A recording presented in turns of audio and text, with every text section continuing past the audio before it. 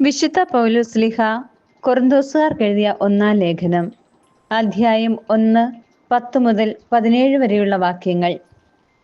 സഹോദരരെ, നിങ്ങളെല്ലാവരും സ്വരച്ചേർച്ചയോടും ഐക്യത്തോടും ഏക മനസ്സോടും ഏക അഭിപ്രായത്തോടും കൂടെ വർത്തിക്കണമെന്ന് നമ്മുടെ കർത്താവായ യേശുക്രിസ്തുവിന്റെ നാമത്തിൽ ഞാൻ നിങ്ങളോട് അഭ്യർത്ഥിക്കുന്നു.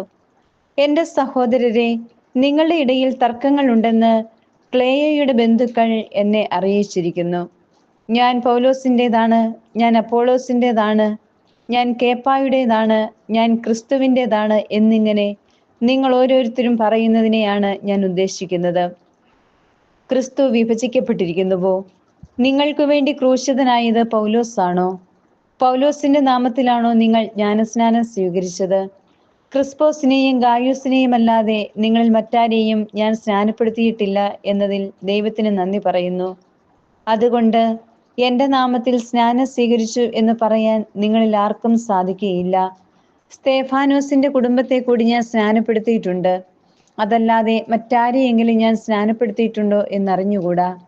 എന്തെന്നാൽ ക്രിസ്തു എന്നെ അയച്ചത് സ്നാനം നൽകുവാനല്ല, സുവിശേഷം പ്രസംഗിക്കാനാണ്.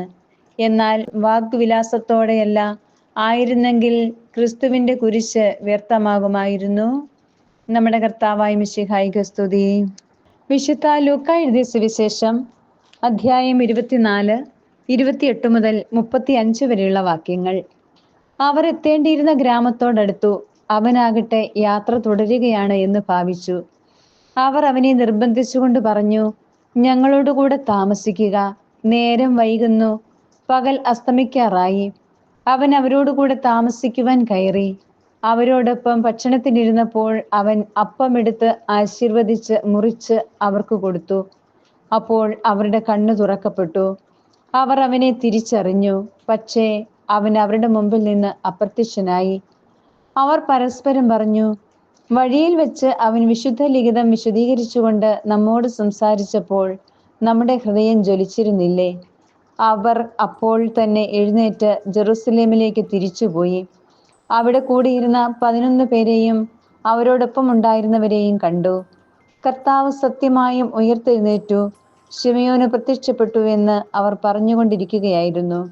വഴിയിൽ വെച്ച് സംഭവിച്ചതും അപ്പം മുറിക്കുമ്പോൾ തങ്ങൾ അവനെ തിരിച്ചറിഞ്ഞതും അവരും വിവരിച്ചു. നമ്മുടെ കർത്താവായ മിശിഹായിക്ക് സ്തുതി.